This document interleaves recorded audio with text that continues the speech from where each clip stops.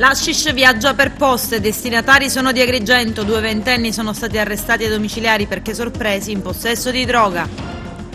Arriva il primo step giudiziario, 4 indagati in libertà, l'avvocato resta in carcere, i poliziotti ai domiciliari. Incrementati e rinnovati i contratti dei dipendenti regionali, la ricetta Zambuto è tutela dei lavoratori e maggiori servizi al cittadino. Al comune di Agrigento Forza Italia rivendica maggiore attenzione al personale. La Guardia di Finanza ha fermato un ventenne con cittadinanza italiana ma con origini straniere, protagonista di atti vandalici su 50 macchine. Il maxi ride vandalico si è registrato in pieno centro, in via Empedocla ad Agrigento.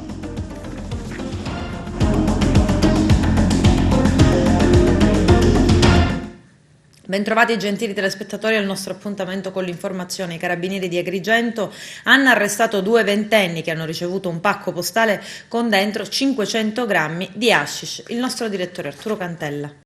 I carabinieri del nucleo operativo della compagnia di Agrigento hanno arrestato 2 ventenni in quanto trovati in possesso di un pacco ricevuto tramite corriere contenente 500 grammi di sostanza stupefacente tipo hashish. I dettagli sono stati resi noti stamani nel corso di una conferenza stampa tenuta dal comandante della compagnia Marco La Rovere e dal comandante del nucleo radiomobile Giordano. I reati in materia di sostanza stupefacente sono le modalità che ci hanno portato a questo arresto di 2 ragazzi che comunque detenevano 500 grammi di hashish, quindi 500 grammi, ovvero mezzo chilo, suddivisi in panetti. Le modalità sono curiose, sono diverse dai normali canali di approvvigionamento. Dopo un'accurata attività di indagine, i carabinieri di Agrigento hanno notato nei pressi di un'abitazione di San Leone parecchio movimento, cosa che li ha insospettati. Quindi dopo i appostamenti hanno individuato 2 giovani che hanno ricevuto un pacco da un corriere che conteneva circa 500 grammi di droga, un corriere probabilmente internazionale, che i 2 giovani avevano pagato anche 5.000 euro per la ricezione. I 2 sono stati sottoposti agli arresti domiciliari all'interno della loro abitazione, trovati anche un centinaio di euro e attrezzature per il confezionamento della droga. Si sta appurando da dove proveniva il pacco, dopo accurate indagini e complesse, in quanto lo stesso subiva vari percorsi in modo da renderlo difficilmente rintracciabile alla fonte. Ieri i carabinieri della sezione operativa del Comando Compagnia Carabinieri di Agrigento hanno tratto in arresto 2 ragazzi di 20 anni agrigentini per il reato di detenzione ai fini di spaccio di sostanza stupefacente, in quanto trovati in possesso di mezzo chilo di hashish suddivisa in 10 panette da 50 grammi l'una.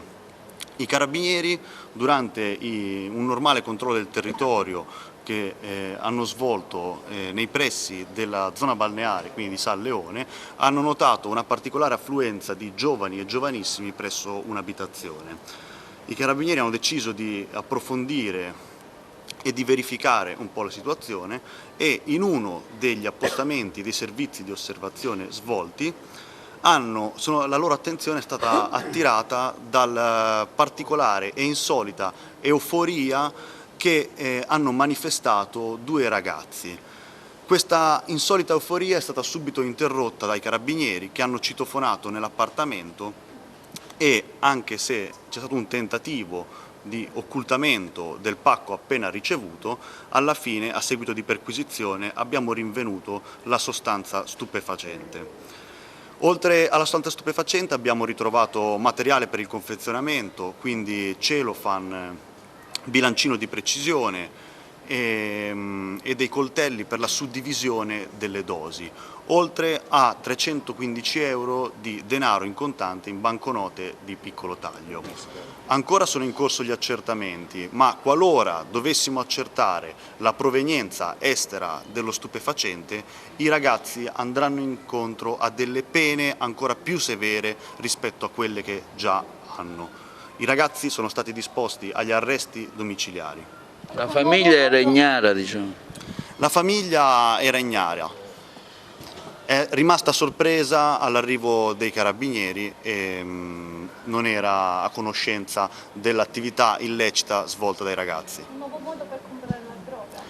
Un nuovo modo, ma i carabinieri fanno accertamenti e riescono, anche se magari con più difficoltà, a contrastare il fenomeno dello spaccio delle sostanze di stupefacenti anche se l'approvvigionamento avviene attraverso canali telematici come possono essere i social network o applicazioni di messaggistica.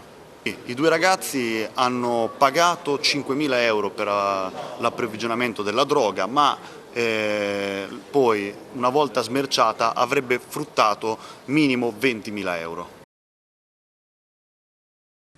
Un brutto incidente si è verificato questa mattina lungo la strada statale 410 Naro-Canicattì. Un uomo di 86 anni che stava percorrendo a piedi quel tratto è stato travolto da un'auto in corsa guidata da un 76enne di Camastra. L'impatto è stato violento e l'anziano è rimasto gravemente ferito. Dopo un primo soccorso del personale sanitario subito allertato e giunto sul posto, si è deciso di trasferire l'anziano con l'ausilio dell'elisoccorso all'ospedale Sant'Elia di Caltanissetta, dove adesso si trova in prognosi riservata. Sul posto anche carabinieri della stazione di Naro che hanno avviato rilievi per chiarire la dinamica dell'incidente. Arriva il primo step giudiziario nell'ambito della maxi inchiesta Xidi. 4 indagati tornano in libertà, l'avvocato resta in carcere, i poliziotti ai domiciliari. I dettagli nel servizio. Arriva il primo step giudiziario nell'ambito della maxi inchiesta Xidi, eseguita negli scorsi giorni dai carabinieri del Rosso, che ha fatto luce sul mandamento mafioso di Canicattì, portando al fermo di 23 persone, in realtà 22 in quanto Matteo Messina Denaro risulta latitante. Nelle scorse ore i giudici Alessandra Velle e Stefano Zammuto hanno effettuato gli interrogatori di garanzia degli indagati e hanno deciso sulla convalida del provvedimento di fermo. Il GIP Alessandra Vella si è occupata degli indagati fuori la provincia di Agrigento, ha così deciso. Fermo convalidato in misura cautelare in carcere per Giancarlo Bugea, 50 anni. Inequivocabile la sua partecipazione a Cosa Nostra con ruolo apicale, oltre che la sua ambizione di assurgere a successore dell'attuale ormai anziano capomandamento Calogero Di Caro. Così il GIP Alessandra Vella ha motivato la convalida del fermo e la custodia in carcere per il 50enne imprenditore mafioso che, tornato libero dopo una condanna a 8 anni, si sarebbe rimesso al lavoro insieme alla compagna, l'avvocato Angela Porcello, che con la sua eccezionalità operativa avrebbe messo il proprio studio legale a disposizione della Cosca, trasformandolo in un vero e proprio quartiere generale dove si sono tenuti numerosi summit. Il giudice lo definisce un opportunista e calcolatore uomo d'onore che stava portando avanti insieme al mafioso Antonino Chiazza un progetto per posare lo stesso Di Caro. In definitiva un uomo di estrema fiducia dell'intera Cosa Nostra. Fermo convalidato in misura cautelare in carcere anche per Luigi Bonocori, 69 anni, Antonino Chiazza, 51, Gaetano Lombardo, 65 anni. Fermo convalidato in misura cautelare agli arresti domiciliari per l'ispettore capo, fino a poco tempo fa in servizio al commissariato di Canicattì, Filippo Pitruzzella, 62 anni. Fermo non convalidato ma misura degli arresti domiciliari per Giuseppe D'Andrea, 49 anni, assistente capo della Polizia di Stato in servizio a Canicattì. Fermo non convalidato e immediata scarcerazione invece nei confronti di Giuseppe Pirrera, 62 anni, Roberto Gianfranco Gaetani, 54 anni, Luigi Carmina, 56 anni. Il GIP Stefano Zammuto, che invece ha seguito le vicende degli indagati dell'Agrigentino, ha così deciso. Fermo convalidato in misura cautelare in carcere per Emanuele Diego Cigna, 22 anni, Calogero Di Caro, 75 anni, Pietro Fazio, 49, Gregorio Lombardo, 67, Calogero Paceco, 57 anni, Angela Porcello, 50 anni, Giuseppe Sicilia, 42. Fermo non convalidato, immediata scarcerazione invece per Antonino Oliveri, 36 anni. Per le restanti posizioni, i giudici di Agrigento hanno dichiarato la loro incompetenza in favore del Foro di Palermo, trasmettendo gli atti al pubblico ministero competente.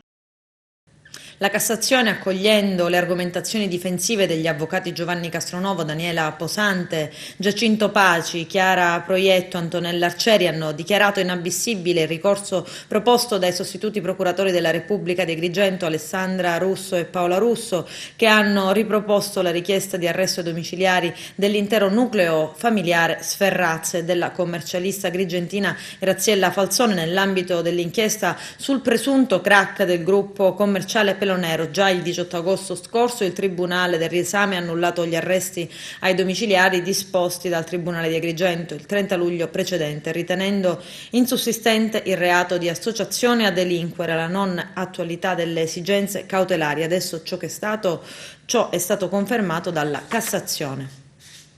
La legge di bilancio 2021 ha incrementato di 400 milioni di euro il fondo per il rinnovo dei contratti per i dipendenti pubblici, portando così la dote complessiva a 3,8 miliardi di euro. Per l'assessore agli enti locali Marco Zambuto rappresenta non solo una tutela per i lavoratori, ma anche un servizio ai cittadini. Arturo Cantella. Assessore Zambuto, un incontro su una tematica sicuramente spinosa e importante, quale il rinnovo dei contratti agli enti locali. Ecco, lei giorni fa ha avuto già un primo vertice, un primo incontro con le parti interessate. Ecco, cosa ci può aspettare da questo? Dentro il bilancio della finanziaria il governo della regione, il governo Musumeci, sta dando un segnale importante al comparto dei regionali sul rinnovo dei contratti. È un segnale importante che si vuole dare in un momento di grande difficoltà economica, dove riuscire a quadrare il bilancio non è stato e non è una cosa semplice, però si vuole dare un segnale a un comparto importante dell'amministrazione regionale. Abbiamo avuto nel corso di queste settimane diversi incontri con i sindacati, con tutte le categorie. Penso che questo possa rappresentare un segnale concreto di una collaborazione che dovrà vedere altri passi in avanti nell'obiettivo di una valorizzazione del personale, affinché si riescano a dare i servizi nella maniera più efficiente possibile nei confronti dei cittadini. Siamo impegnati in un'azione che è di riforma, di ammodernamento della macchina amministrativa regionale attraverso la formazione, attraverso la digitalizzazione, tutto un percorso importante che si sta mettendo in atto. E proprio su questo lei è responsabile appunto degli enti locali, molti dubbi sulle prossime elezioni che si svolgeranno nei comuni della Sicilia. Ecco, ci saranno, si svolgeranno, qual è l'orientamento suo e del governo Musumeci? Il turno ordinario è fissato in una finestra che va dal mese di aprile al mese di giugno e sarà confermato intorno al mese di giugno la data delle prossime amministrative. Dopodiché abbiamo il 28 e il 29 marzo le elezioni di secondo grado le elezioni provinciali, che è un tipo di elezione di secondo grado, cioè dove saranno chiamati a votare i consiglieri comunali e i sindaci. Per il resto viene tutto confermato. Chiaramente stiamo molto attenti all'evoluzione della vicenda epidemiologica, che può rappresentare questo un motivo per non svolgere elezioni, però a oggi sono tutte confermate. Ecco, un primo incontro già con l'amministrazione comunale, col primo cittadino, ci sono buone notizie, so che devono arrivare dei finanziamenti per il centro storico, ecco, ci aggiorni in merito. Assolutamente sì, io penso che la prossima settimana saremo nelle condizioni di poter venire ad Agrigento e dare un segnale che è un segnale di attenzione nei confronti di una città che merita. Si tratta di un finanziamento che era stato previsto per la città di Agrigento e che finalmente riusciamo a sbloccare. Assessore, ecco una domanda squisitamente politica, lei fa parte di Forza Italia, si è candidato, ora è assessore in quota Forza Italia, appunto come vede questo momento politico che sta vedendo, diciamo, con Draghi a Roma, vedendo Berlusconi e Forza Italia un po' protagonista? Il punto è che il Paese sta vivendo una condizione di grande difficoltà, viviamo una stagione veramente difficile, il governo dei migliori, il governo nel quale tutti ci mette insieme per superare una fase drammatica, penso che sia la soluzione migliore.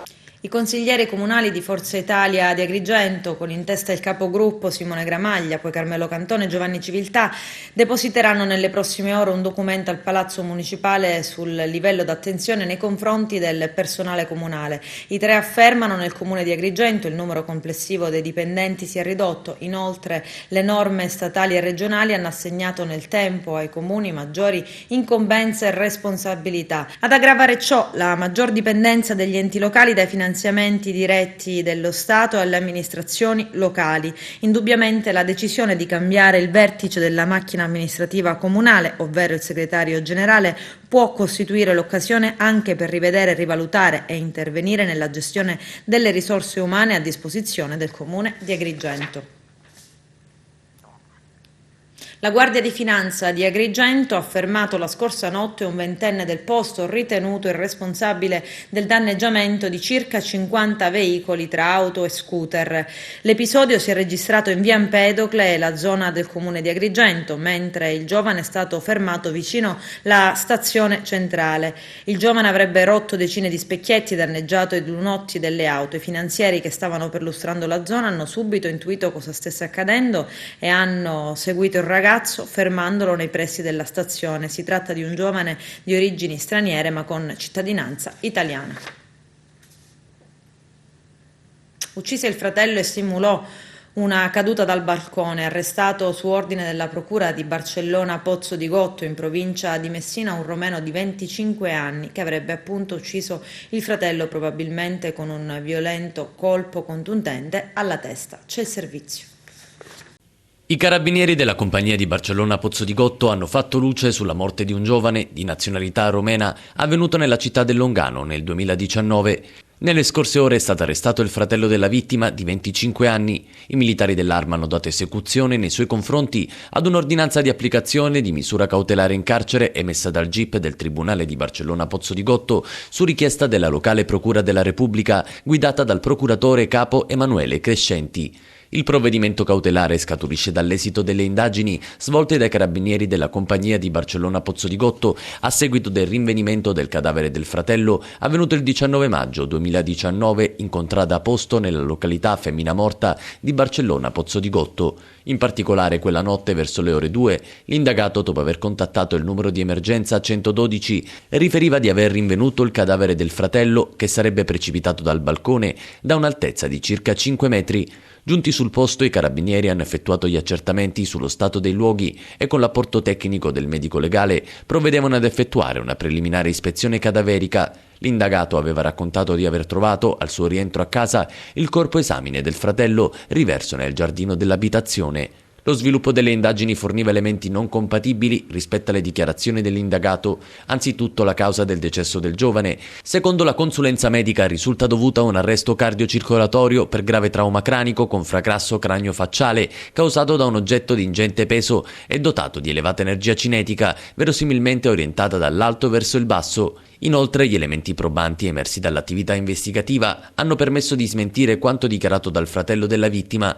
In particolare le indagini svolte in ordine alla dinamica del decesso e dello stato dei luoghi hanno fatto emergere un risultato incompatibile con la versione fornita dall'indagato e con l'ipotesi della caduta accidentale. Infine le attività tecniche hanno permesso di accertare ulteriori contraddizioni anche in riferimento all'arco temporale dei fatti narrati dall'arrestato. Il GIP del Tribunale di Barcellona Pozzo di Gotto, condividendo la ricostruzione operata dall'ufficio della Procura a seguito dei convergenti elementi probatori acquisiti nel corso delle indagini dai carabinieri della compagnia di Barcellona Pozzo di Gotto, ha emesso l'ordinanza di applicazione della misura cautelare in carcere a carico del 25enne con la pesante accusa di omicidio aggravato in danno del fratello. Dopo le formalità di rito, l'arrestato è stato condotto presso la casa circondariale di Barcellona Pozzo di Gotto a disposizione dell'autorità giudiziaria.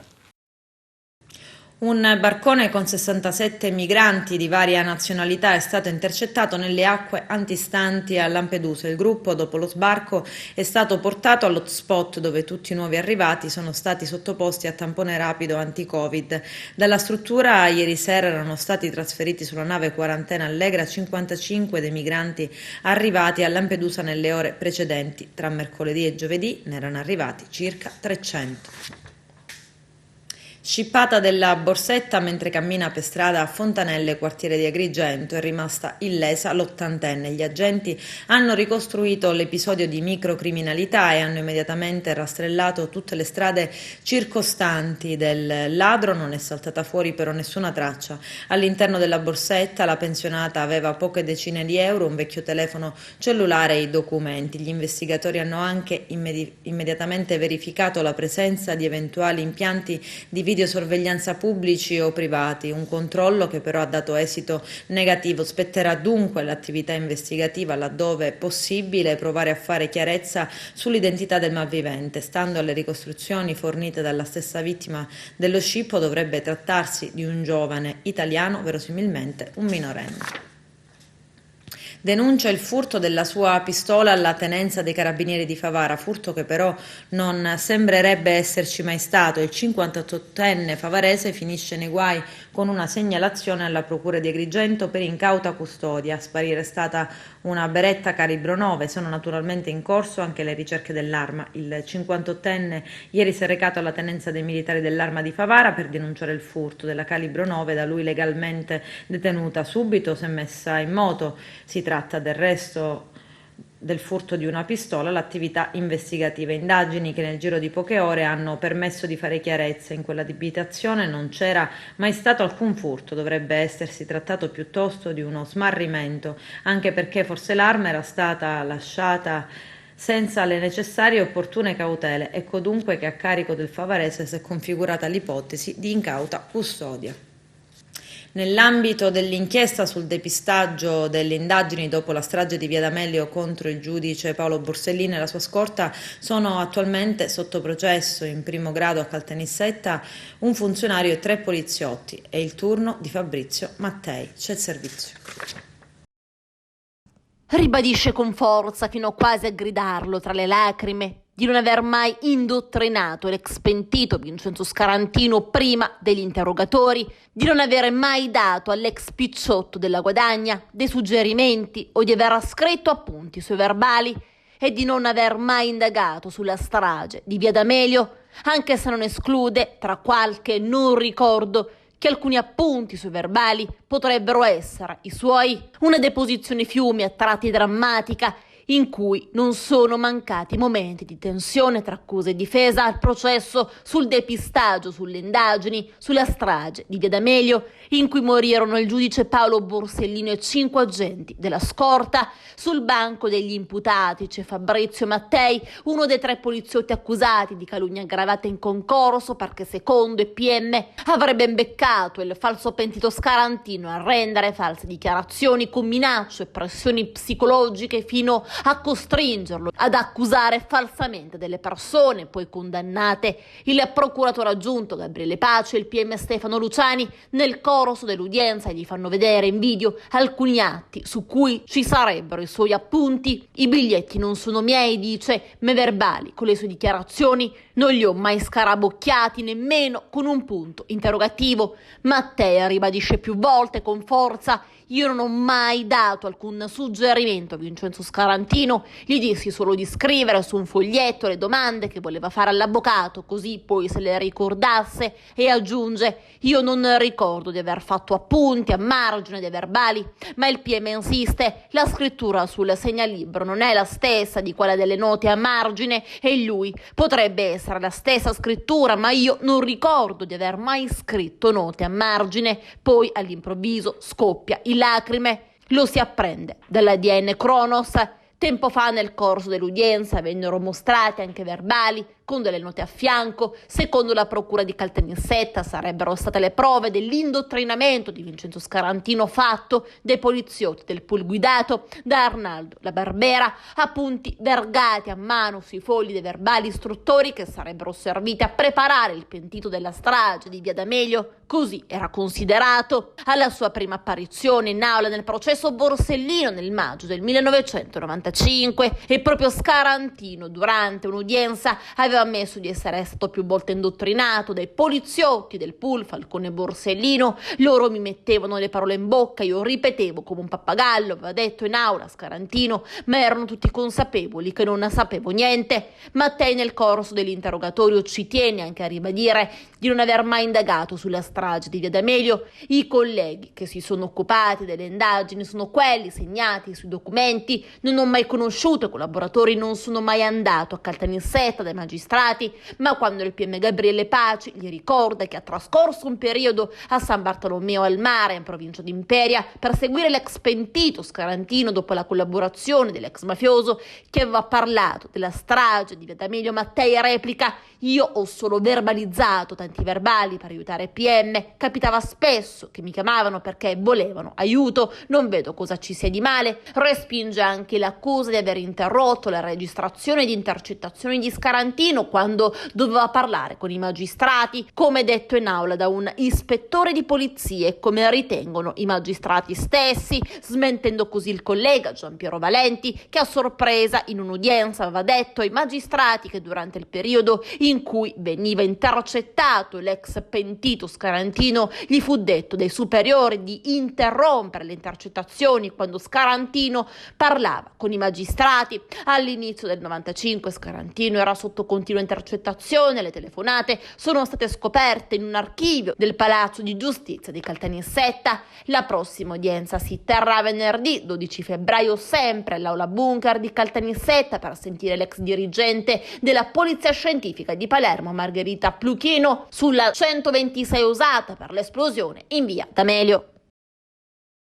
A Mazzara del Vallo un positivo è ricoverato per Covid, è fuggito dall'ospedale ed è stato ritrovato a passeggiare tra le vie del centro. Si tratta di un paziente di 34 anni di Marsale. I carabinieri, allertati dai medici dell'ospedale, lo hanno sorpreso in giro in Corso Umberto, in pieno centro, tra bar e negozi. Dopo aver scongiurato il peggio e ascoltati i testimoni, i militari si sono attivati per ricostruire i suoi precedenti contatti anche attraverso l'attenta analisi di filmati estrapolati dagli impianti di videosorveglianza della zona. L'uomo è stato denunciato per epidemia colposa, proseguirà la quarantena obbligatoria nel proprio domicilio.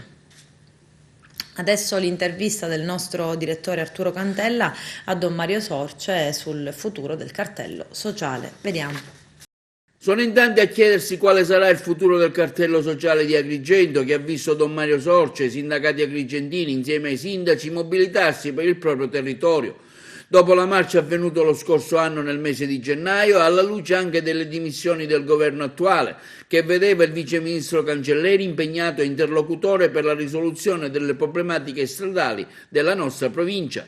Quello che facevamo prima di conoscere Giancarlo Cancelleri, con tutto il rispetto e la gratitudine, l'apprezzamento per l'opera svolta assieme a lui, riprenderemo la fase prima svolta dal cartello, fase di portare a conoscenza la cittadinanza, di pungolo, quando sarà necessario anche di denuncia, ma soprattutto la fase più importante o la funzione più importante è quella di creare sinergia con tutte le forze politiche e sociali presenti nel nostro territorio. Quindi riprenderemo, o meglio, continueremo il nostro rapporto primario con i nostri sindaci, con i deputati e gli onorevoli sia regionali che nazionali.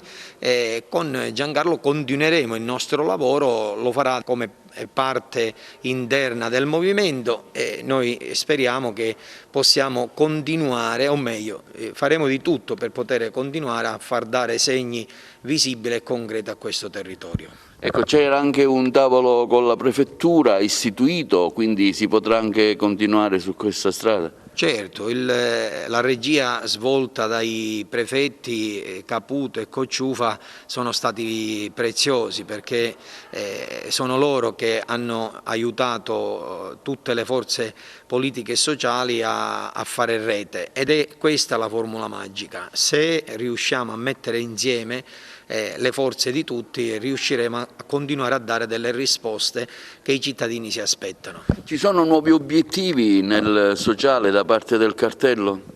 Da raggiungere ovviamente. Gli obiettivi continuano ad essere gli stessi, non solo le infrastrutture, ma avere delle risposte sulla sanità, vedere se ci saranno delle risorse particolari per la nostra realtà territoriale da parte del Recovery Plan, vedere quali possibilità di ripresa della primaria realtà che dovremmo cercare di attenzionare sempre più, che è quello del turismo, e poi lo sviluppo delle attività commerciali e industriali presenti sul territorio. Ci sarà una nuova interlocuzione possibile nel caso in cui il governo Draghi possa nascere? Ce lo auguriamo, faremo di tutto per poter, non dico arrivare allo stesso livello di prima, perché abbiamo avuto da un lato un po' di fortuna, dall'altro lato un'attenzione particolare, questo l'ho sempre detto ed è merito anche di chi questa attenzione ce l'ha data da parte di Cancelleri. Vedremo, chiederemo anche a lui di darci una mano a prescindere dal ruolo che potrà avere il Movimento 5 Stelle nell'appoggiare o meno il governo. Da quello che ho sentito dire anche stamattina sembrerebbe che anche il Movimento potrebbe appoggiare il governo Draghi, quindi ci auguriamo che il lavoro fatto un po' con tutta la deputazione non solo dei 5 Stelle ma anche degli altri onorevoli del nostro territorio ci aiuti a fare quello che abbiamo fatto fino ad adesso. Ultima domanda, con il governo regionale? Col governo regionale speriamo di iniziare a interloquire un po' più da vicino, ribadendo quello che abbiamo detto anche grazie alla tua disponibilità, che il governo Musumeci deve comprendere che il nostro lavoro a servizio anche della politica siciliana e quindi il desiderio di lavorare insieme come anche con le altre forze politiche. Dalla nuova amministrazione agrigentina che risposte vi attendete? Fino ad ora c'è stata una risposta positiva e crediamo e speriamo di poter continuare a lavorare in maniera positiva e propositiva. C'è la pubblicità, a tra poco vi aspetto. Coronavirus, avviato monitoraggio periodico nelle scuole superiori, screening a campione degli studenti e test mensili sul personale scolastico per contenere la diffusione del virus in Sicilia e la strategia messa in campo dal governo Musumeci per garantire controllo e sicurezza. C'è il servizio. Screening a campione sugli studenti e test mensili sul personale scolastico per contenere la diffusione del virus in Sicilia. E questa è la strategia messa in campo dal governo Musumeci per garantire controllo e sicurezza nella ripresa delle attività scolastiche in presenza anche nelle scuole superiori. Una circolare dell'assessorato regionale alla salute in accordo con l'assessorato regionale all'istruzione è stata inviata ai direttori generali delle nuove aziende sanitarie provinciali, ai commissari Covid di Catania, Messina e Palermo, all'Anci Sicilia, al direttore dell'ufficio scolastico regionale per avviare adeguati strumenti in grado di monitorare l'evoluzione dell'epidemia e potenziare le capacità del sistema sanitario di intercettare e tracciare tempestivamente eventuali focolai. Le ASP sono chiamate a predisporre piani di sorveglianza e di screening per il contenimento di contagio attraverso una sorveglianza attiva sulla popolazione scolastica tramite le unità speciali di continuità assistenziale scolastica USCAS. In particolare ogni ASP potrà promuovere periodiche attività di screening negli istituti in relazione ai dati epidemiologici in possesso e a ipotizzabili livelli di prioritario rischio sanitario. Per gli studenti delle scuole superiori che rientreranno in classe al 50% da lunedì 8 febbraio è previsto il periodico campionamento a rotazione per identificare eventuali portatori asintomatici attraverso test antigenici effettuati contemporaneamente e ripetuti nel tempo. Potranno essere monitorati piccoli gruppi di ragazzi a cadenza regolare. Le ASP provvederanno a elaborare piani di screening territoriali d'intesa con le istituzioni scolastiche nei drive-in nelle stesse scuole. Parallelamente l'offerta di screening sarà rivolta anche al personale scolastico, docente e non docente, con esecuzione di test antigenici nei drive-in con accesso dedicato almeno una volta al mese. Mantenendo gli impegni assunti da parte del governo Musumeci, abbiamo avviato un processo attivo di monitoraggio da parte delle ASP attraverso le USCAS e intendiamo garantire la ripresa in sicurezza delle attività didattiche in presenza, fugando le preoccupazioni delle famiglie, afferma l'assessore regionale della salute Ruggero Razza. Grazie alla collaborazione tra i due assessorati e come largamente richiesto dagli operatori scolastici e delle famiglie, il governo regionale si impegna per garantire più alti e possibili livelli di sicurezza sanitaria in ambito scolastico. Sottolinea così invece l'assessore regionale dell'istruzione e della formazione Roberto Lagalla. Tuttavia gli istituti scolastici non sono luoghi Covid free e pertanto vanno richiamati l'impegno e la responsabilità di tutti, mantenendo comportamenti scrupolosi e corretti anche e soprattutto fuori dalle scuole. La Sicilia si avvia alla seconda settimana di zona arancione. Il comune di Agrigento punta a ridurre il rischio di assembramenti e stazionamenti. A firmare un'ordinanza ad hoc è il sindaco Franco Miccichè. Il provvedimento, che sarà vigente dal prossimo 8 febbraio fino al 21 febbraio, impone un divieto di assembramenti in alcune zone della città ritenute a particolare rischio di diffusione Covid-19. Le aree individuate sono quelle di Via Atenea, dell'area del lungomare Falcone e Borsellino, nel tratto compreso fra la parte finale di Viale Viareggio e il piazzale Giglia, compresi i giardinetti di Via Nettuno. Una lettera arrivata in redazione e diffusa dall'ex consigliere comunale Angelo Principato, che colpito da Covid-19 ha voluto esternare la sua esperienza del momento vissuto, allorquando nella seconda decade di gennaio sono stato caratterizzato da febbre alte e da una sintomatologia a carico dell'apparato respiratorio. Ho dato comunicazione tramite il mio medico curante alla struttura sanitaria USCA. Questo ha aperto un protocollo sanitario per iniziare, ove si fosse reso necessario, l'idonea terapia domiciliare al fine di stabilizzare l'insorgenza di una sintomatologia già grave.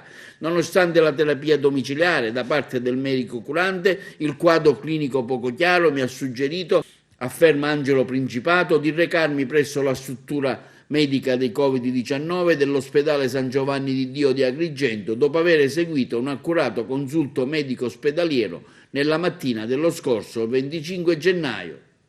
Ho potuto constatare come i medici, paramedici e operatori sanitari fossero non solo pronti ad affrontare il volume sempre maggiore di difficoltà presenti nel reparto, ma capaci di avere amorevoli cure verso tutti. Nei loro sguardi, continua Principato, ho letto l'umiltà nel cercare il confronto e una professionalità che è stata sempre contrassegnata da premurose attenzioni verso tutti i pazienti, giovani e meno giovani.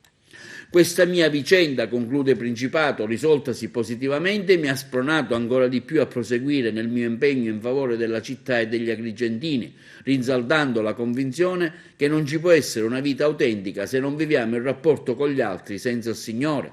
Rischiamo, conclude Principato, di essere indaffarati per niente se perseguiamo stoltamente nell'egoismo e nella lontananza degli insegnamenti di Dio. Per essere vita d'amore, la vita di un cristiano deve avere lo stesso dinamismo di quella di Cristo, essere cioè un movimento d'amore verso Dio e verso i fratelli. Perché la gente deve conoscere, perché anche una struttura sanitaria può partecipare, diciamo, al miglioramento della salute del cittadino, ancora di più perché veramente in questo reparto istituito medicina Covid veramente non dorme né la mattina, no, che è costantemente presente nella salute, diciamo, del cittadino. Partecipa in maniera, diciamo, egregia, con umiltà, con senso di responsabilità, e quindi a mio avviso va attenzionato, diciamo, questo come tanti altri reparti che debbono, a mio avviso, stare alla pari a questo territorio agrigentino. Sono entrato in un pozzo dove veramente non riuscivo a capire dove veramente stava la luce, da che parte stava. Poi finalmente piano piano scorgevo che veramente qualcuno veramente sia contribuiva a farmi uscire sia attraverso, diciamo, l'aspetto, diciamo, medico e anche veramente la partecipazione di tutta la struttura che veramente, ma non perché solo per l'angelo principale, per tutti, dico, non ha fatto l'esperienza, capito?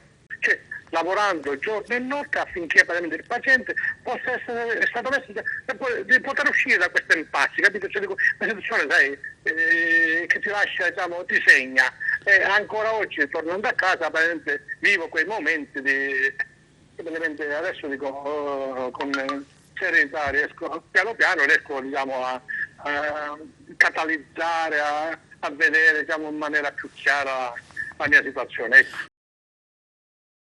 Il sindaco di Agrigento, Franco Miccichè, interviene a seguito delle segnalazioni di presunto inquinamento ambientale ad opera di un impianto industriale operativo in contrada Piano Gatta. Miccichè afferma: subito dopo il mio insediamento, per mio riscontro personale, per le numerose sollecitazioni ricevute nella mia duplice veste di responsabile della salute pubblica e di medico di igiene pubblica, mi sono recato all'ARPA di Agrigento a chiedere la documentazione relativa allo smaltimento dei fumi dello stabilimento di Laterizi di contrada Piano Gatta. Balza infatti agli occhi di tutti la forte emissione di fumi che proviene da questo impianto, cosa che viene ritenuta segnale di un probabile inquinamento dell'aria. Nelle ultime ore l'ARPA di Agrigento ha effettuato, sempre su mia sollecitazione, un campionamento dell'area circostante allo stabilimento, pertanto sono ora in attesa di ricevere la segnalazione. E il deputato nazionale Michele Sodano è stato sul posto per accendere i riflettori su questa vicenda evidenziata nei giorni scorsi da Maria Amico. Vediamo. Questa mattina ho scritto a Sua Eccellenza il Prefetto, al Sindaco di Agrigento e all'ARPA per segnalare le continue richieste da parte dei residenti di Giardina Gannotti, di Monserrato, di Montaperti, di Pianogatta di effettuare dei controlli sulle emissioni di fumo della cementeria della zona di Pianogatta. Cosa denunciano gli abitanti della zona? Il diffondersi di una nube di fumi che rende l'aria irrespirabile, acre e maleodorante. Fumi che attraverso il vento si diffondono in tutta la bellissima vallata e che arrivano quasi in ogni parte della città. Inoltre c'è crescente preoccupazione perché qui il tasso di mortalità per tumori è molto alto. Se c'è una connessione o meno con i fumi della cementeria, questo lo deve certificare l'ARPA per capire se tutto avviene nei limiti di legge o se si sta creando un danno all'ecosistema e alla salute. So che anche il sindaco Franco Miccichè si sta muovendo in questo senso e lo ringrazio. La politica prima di tutto si deve occupare delle questioni ambientali, del nostro ecosistema, della salute dei nostri cittadini. Io stesso che sono qui da un paio di minuti posso dirvi che l'aria che sto respirando sicuramente non è salubre, ma ancora una volta dico questo non devo essere io a dirlo, a certificarlo, ma gli organismi competenti che da troppo tempo non fanno controlli in tutta la provincia di Agrigento. È opportuno che si diano una mossa. Con questo è tutto, termina qui l'edizione del telegiornale. Grazie per la gentile attenzione e per essere stati con noi. A presto.